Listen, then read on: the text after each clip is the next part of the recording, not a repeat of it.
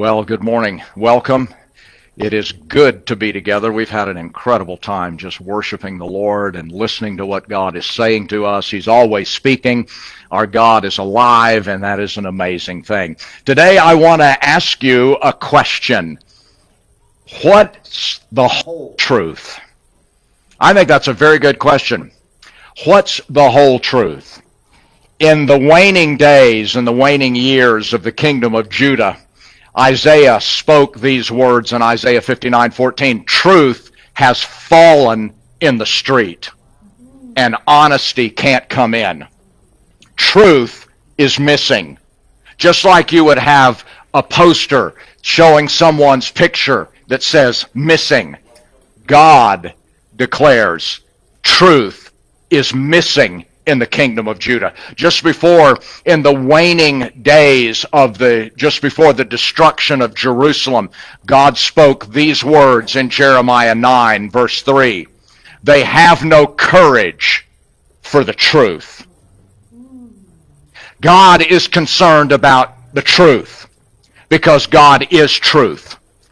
And He has established all that He has done in truth. All the works of His hands are in truth. Creation unfolds according to His truth. We have a covenant with Him, and in that covenant, it is based upon truth. Thank God we live in a nation that is a nation under God. Regardless of what we may be seeing going on right now, it has been declared that we are a nation under God. And in our beginnings and in our foundations, there were men who had the foresight and the foreknowledge and the sensitivity to establish a constitution that is based upon truth. Our values as Americans, our Judeo-Christian values, are established in truth. We have a justice system where the scales of justice are hanging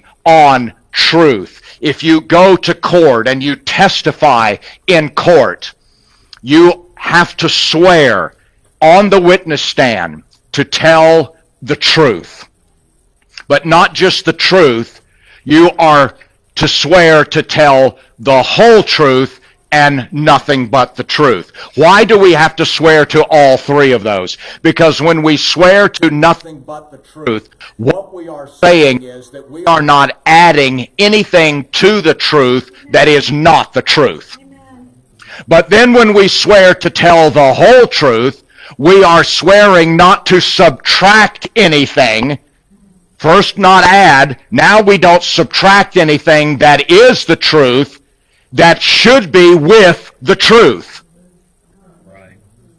You see, one of the things I think that is lacking in our nation today is the whole truth. There is a famine of the whole truth. Now, there are some things that we cannot know. There are things that our government does that we simply cannot know. Things that are happening, things that they must do. But there are some things that we should know that we do not know. And God calls for the whole truth. In all realms of life, our success in living is when we live by the whole truth. Now, why is it that the whole truth is so important from just the truth? Because whenever you have the truth, but you don't have the whole truth, it's incomplete. There's something missing. There is a perspective that is missing. In fact, you can have the truth, and that truth can end up being a weight. It can be something heavy. It can even be a bad report in your life if you don't have the whole truth. Let me show you what I mean. When the spies went into the land, they came back, and this is what they said. It is a good land. It's a fruitful land. It's lush. It's everything that God said it is. And there is fruit everywhere. And we did also notice, couldn't help but notice while we were there, that there are plenty of fortified cities with some tremendously high walls and also some exceedingly tall people that we're just going to refer to as giants. Now, everything they said was the truth. And when Israel heard the truth, they took that as a bad report because they didn't have the whole truth. and the whole truth, one of the spies spoke up and said, well, let me tell you, everything that you have said is the truth, but this is the rest of the story. This is the whole truth. The whole truth is that everything that we have seen, all of those people out there, they are bread for us. We are going to make a meal on them, and in addition to that, their protection is gone. God has opened a way for us, and the third thing, God is with us, and He is going to help us take the land. That was the whole truth. It is not just the truth, it is the whole truth. As a born-again believer, you and I need to make sure that we are walking in the whole truth and not just some of the truth. The servant of Elisha woke up one morning, went outside, looked at the city walls, and the whole place is surrounded by a foreign army. He throws up his hands and he says, alas, we're finished, we're done, it's over. I don't know if you've ever felt that way. I have at times. It's done, it's over, it's finished. And that everything that he said, look at all of these people that were totally surrounded. Everything he said was the truth. But Elisha had the whole truth. And the whole truth was, there are more with us than there are with them. You see, you can have a medical report, and it is the truth. It is accurate. The tests show it, the x-rays show it, the scans show it, the blood work shows it. But that is not the whole truth. Because if you are a born-again believer and Jesus Christ is your Lord, then you know that you have the Word in your life. And the Word is not a page, it's a person. And that person is my captain, He's my conqueror, He's my king, He's my helper, He's my healer, He is my deliverer, He's my restorer, and the Word in my life always has the last word in my life. You see, I love it. He is not just first and last as title. It's what He does.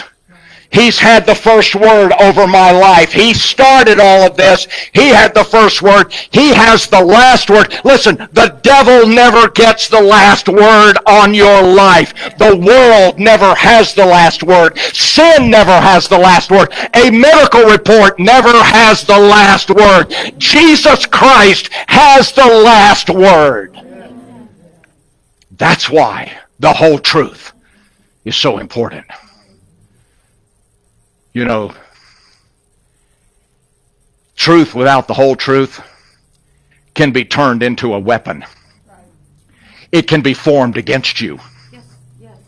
The enemy can give you a catalog, a list of everything you were, and it's all true. In fact, he can tell you everything you are, and it's all true. But that's not the whole truth, because my identity is in Jesus Christ, my sanctification is in Him, my glorification is in Him, and I am going to finish this thing out, and that's the whole truth. The enemy can use guilt and shame based on truth. But when I know the whole truth, then that makes me free. You see, Jesus said, you will know the truth. Wonder what kind of truth He's talking about. The whole truth. And nothing but the truth. And that will make you free. If I do not have the whole truth, then I do not have all that God has said. So, I want to tell you today that I've decided to cut this in half. So I'm serving you half a piece of cake for whatever it's worth. So what does the whole truth sound like? Well, Samson was approached by 3,000 fellow Israelites, friends. And this is what they said to him. Judges 15:11. Don't you know that the Philistines rule us? Truth. because that was a reality. 3,000 men, all in agreement. We are supposed to be under the bondage of the Philistines, and they bought it. Samson concedes to this perception of reality. He allows them to bind his hands and to take him captive and to deliver him to the Philistine army. On the way there, the Spirit of the Lord comes on him. He looks at these ropes on his hands and goes, something is not right about this. I'm a child of God, and yet I'm bound up. What's wrong with this picture? And then he hears the cries of victory coming from the camp of the Philistines, the shouts over him, the lording over him, their shouts of triumph and victory. He hears that and he goes, no! And he breaks the ropes, because at that point he got the whole truth, because he understood this is not what God has for us.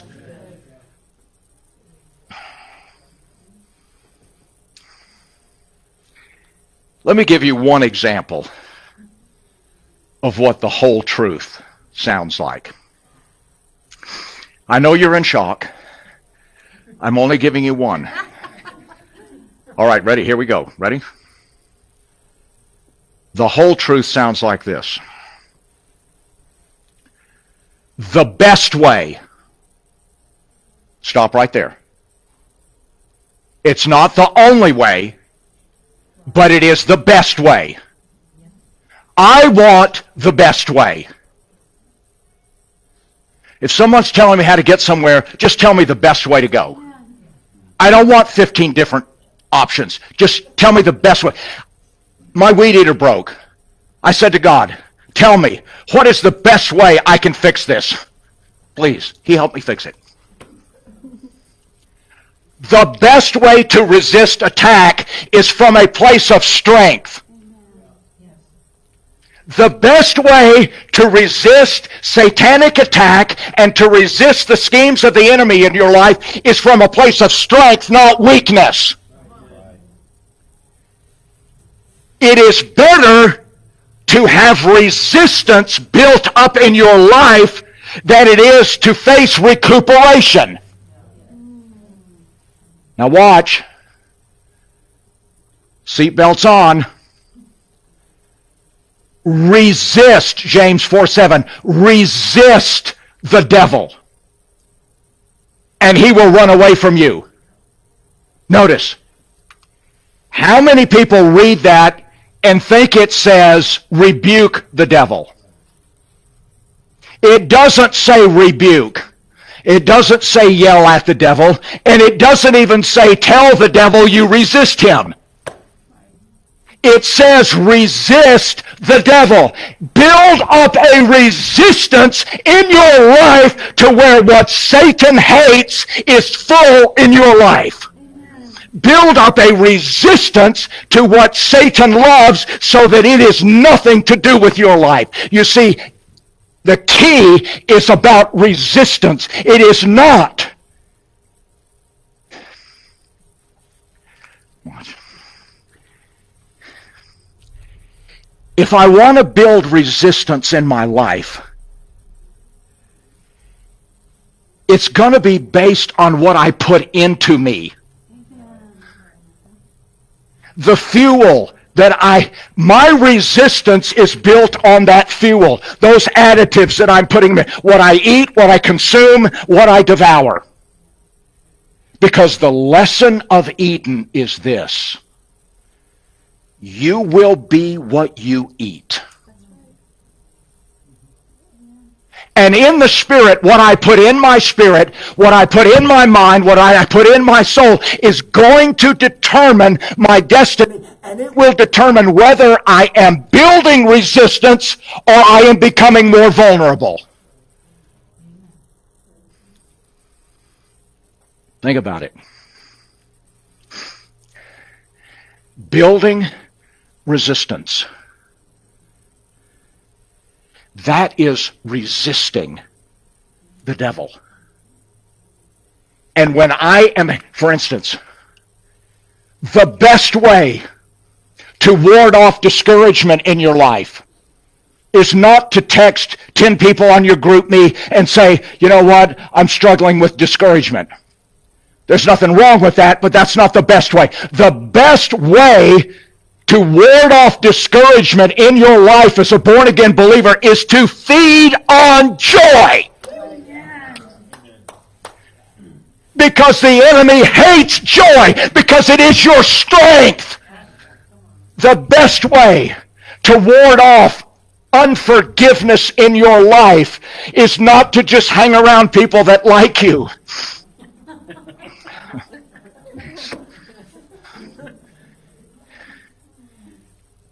It is to devour and consume the love of God, because the love of God covers a multitude of sins. The best way to ward off a critical spirit and a judgmental spirit in my life is not to pray, oh God, please help me because I'm too critical. The best way is to feed on the mercy of God, because mercy triumphs over judgment. The best way to ward off weariness in your life is to consume and feed on the grace of God, because the grace of God is sufficient in all things. The best way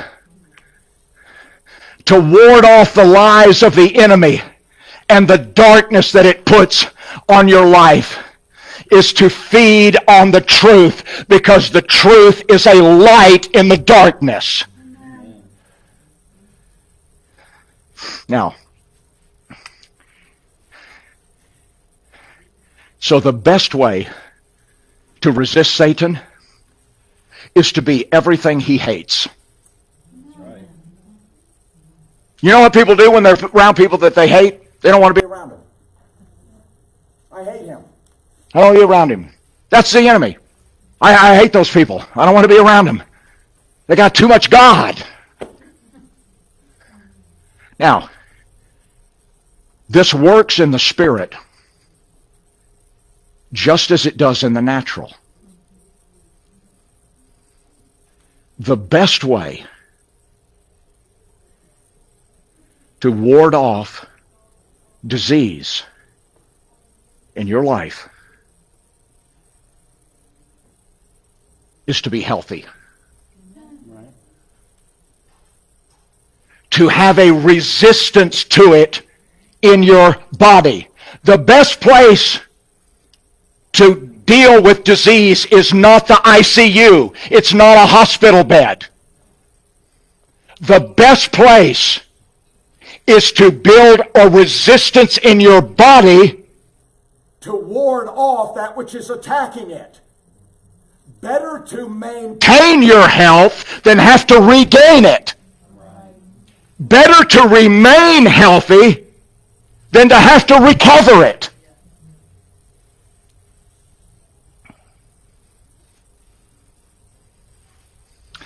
I'm wondering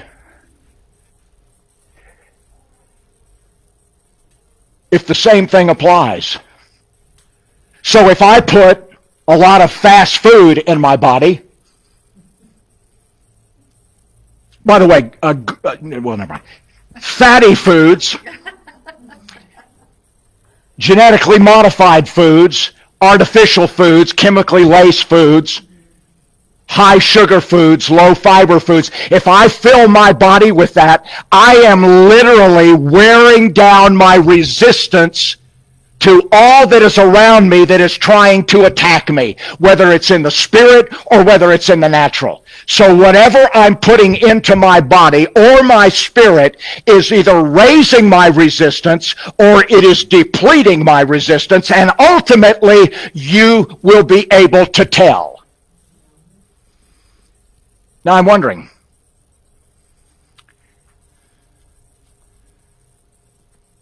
suppose this might work for coronavirus?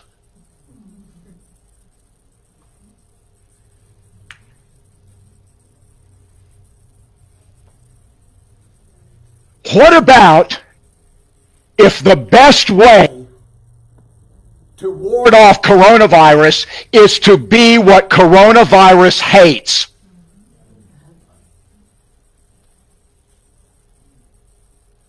Oh, I got some of your attention now.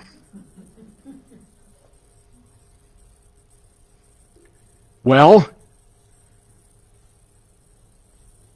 what does coronavirus hate? Well, let's flip it around. What does coronavirus love? What does it love? Let me give you some things really quick. It loves obesity. 42% of all Americans are classified as obese. Hey, you know why we don't talk about this in church? It's because gluttony is the most accepted sin in the church. Because when you have obesity, you always have secondary health issues, always. And here are just a few. There are legal pads, list of these things that happen because of obesity. Diabetes, hypertension, stroke, decreased lung capacity. Oh, coronavirus loves decreased lung capacity. Impaired immune function. Coronavirus loves impaired immune function. We had a good friend of ours who passed away. He contracted coronavirus, but let me tell you something. He didn't die from coronavirus. He died with coronavirus. Amen. He died from a stroke, and he died from a stroke because of obesity and other health-related issues working in his body. 70% of coronavirus deaths are related to obesity.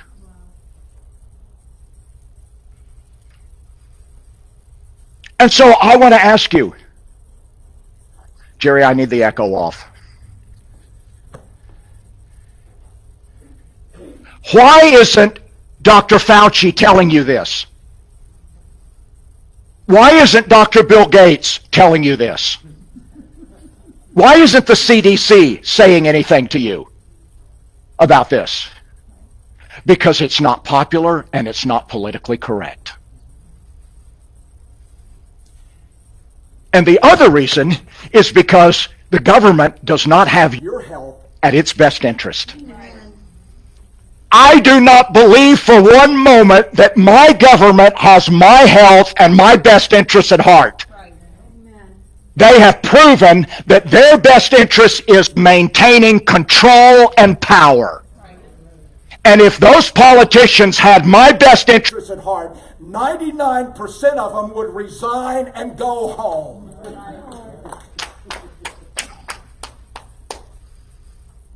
And then I'd like to vet the other 1% before sending half of them home. Obesity. Here's a quote. People with obesity, regardless of age, are more likely to be hospitalized with COVID-19 and have higher risk from complications and death, according to new research. American Heart Association, November the 17th, 2020. Obesity. Secondly, coronavirus loves vitamin D deficiency. Vitamin D is the sunshine vitamin. You get most of your vitamin D from being out in the sun. So if you live in a climate where there's not a lot of sun, then you probably are vitamin D compromised. If you live in most of the year, or probably between October and March, most of the United States is probably vitamin D deficient because there's little sunshine. Now notice, it's also called the health hormone because every cell in your body has a receptor for vitamin D. And 75% of all Americans are vitamin D deficient.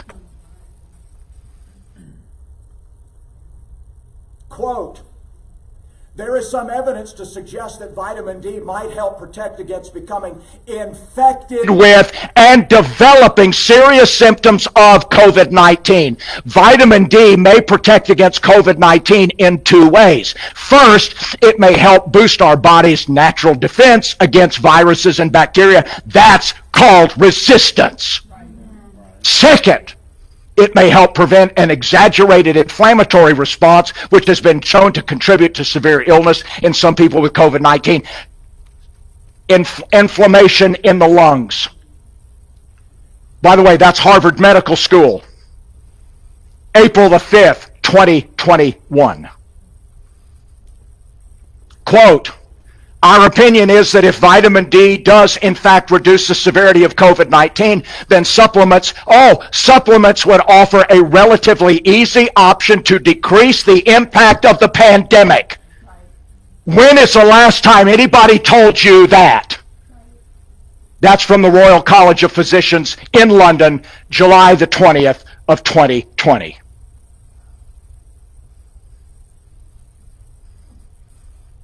Who are the most likely people to be vitamin D deficient in our nation?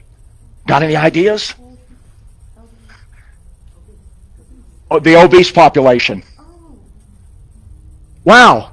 We just went from obesity to vitamin D. Now we're back to obesity again. Why? Because vitamin D is extracted from the blood by fat cells, altering its release into the circulation. People with a body mass index of 30 or greater often have low blood levels of vitamin D. Obese population. Secondly, elderly population. Think nursing homes. So what you want to do is when you get people who are infected with COVID, you put them in nursing homes.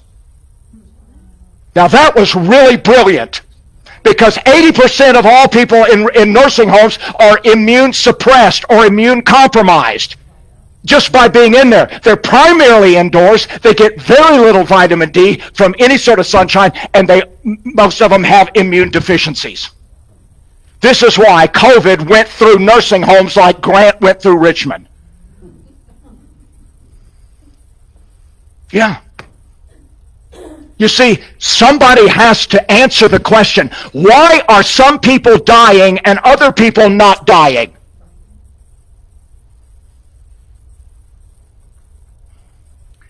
The darker skin population. The darker your skin, the less ability you have to produce vitamin D from sunlight. 83% of all blacks in the United States are vitamin D deficient. 70% of Hispanics and 47% of Caucasians. Nobody comes out on the scale very good.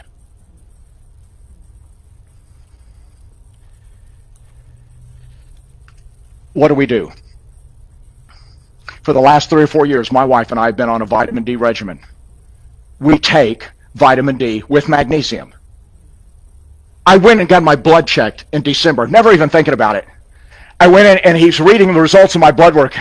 And all of a sudden, I'm just sitting there, all of a sudden he goes, wow, he says, you've got really good levels of vitamin D. Yeah. Because you have to have some sort of a supplement, because you don't get enough vitamin D just from the sun, and there's very little food that provides vitamin D. Fatty fish is one of them, but there are not many. Next, melatonin deficiency. Coronavirus loves a melatonin deficiency. Quote, melatonin may help prevent COVID-19 or aid in the treatment of COVID-19 due to its antioxidant and anti-inflammatory effects. Researchers have found that melatonin reduced the likelihood of study participants getting COVID-19 by 28%. Can you imagine that? 28% reduction. Oh, but we're not done yet. Among black participants, watch this, a population disproportionately affected by the disease. Why are they disproportionately affected by the disease? You don't think it has anything to do with a vitamin D deficiency, do you? Their infection likelihood was reduced by 52%. Sharp Health News, March the 22nd of 2021. Where is all of this? I take 10 grams of melatonin every night when I go to bed. Helps me sleep. It has antioxidants. By the way, with vitamin D, don't swig the whole thing. It's toxic. You take it in the right amounts. Melatonin, you take it in the right amounts. Talk to your doctor. Find out what the recommended daily amounts are. I believe, as doctors say, the best mask you can wear is a healthy immune system.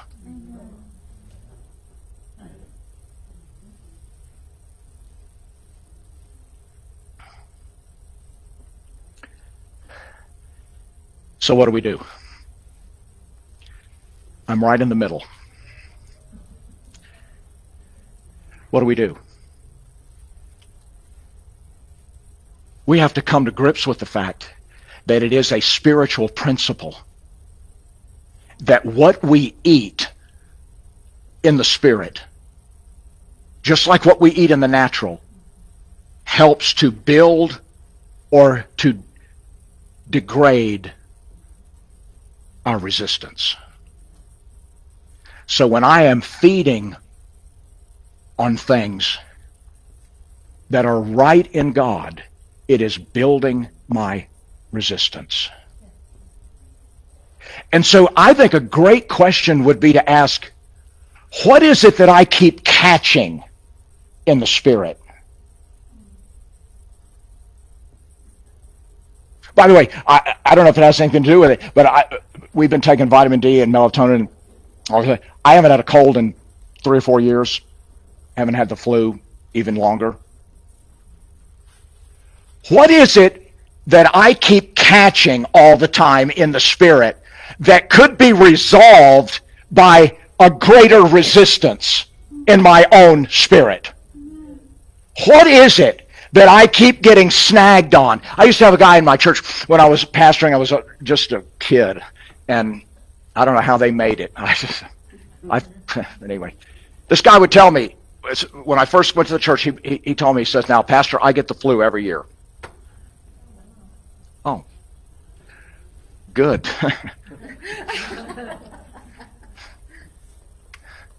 Why? What is it that I keep catching and snagging on in the Spirit that could be resolved by greater resistance? Here's what Peter said. 1 Peter 5, 8 and 9. Be well balanced. Well balanced. And always alert, because your enemy, the devil, roams around incessantly like a roaring lion looking for its prey to devour. That's the kind of world we live in, not only in the spirit, but in the natural. There are all kinds of icky things out there that are trying to bring disease and bring ill health to my body. So he says you need to be well balanced. Take a decisive stand against him, and what? Resist his every attack. That's not putting my dukes up. That is building resistance to where it just bounces off because it has nothing to grab a hold of. To resist his every attack with strong, vigorous faith. And notice, for you know that your believing brothers and sisters around the world are experiencing the same kinds of trouble you endure. Everybody has to do this. Everybody is responsible for the level of resistance in their life. And it is directly related. God showed us in Eden. It is directly related to what we put in our mouth, whether it is the spiritual or whether it is the natural. That may be uncomfortable to hear, but it is the whole truth. And our nation does not focus on health management.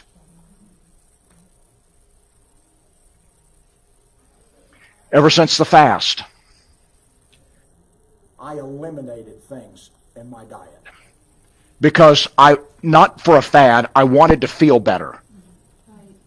I wanted to see if I could break some of the fatigue. Historically, I have had some immune compromised concerns. I eliminated certain things from my diet.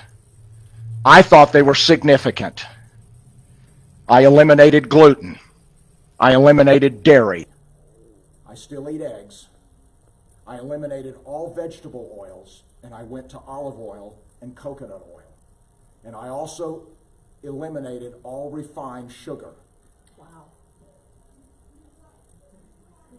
I don't feel a bit deprived. My wife has been an absolute gem. She has been at the store looking for things. She's bringing home, look what I found for you. You can have that. Look at this, look what I found. You know what she made me on Easter? I didn't want to tell anybody because I didn't want any company. She made me gluten-free, dairy-free, chocolate fudge brownies. Wow. With no refined sugar.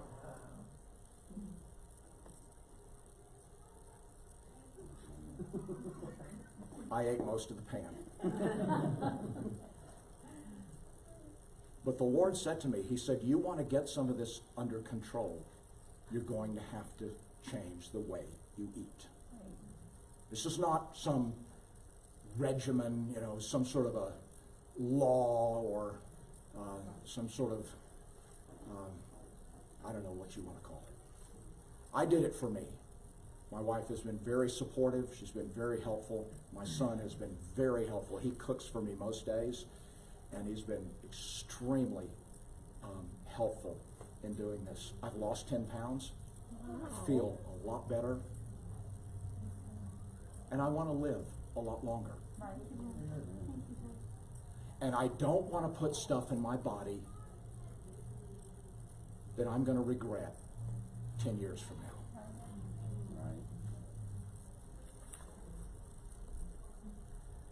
Father, help us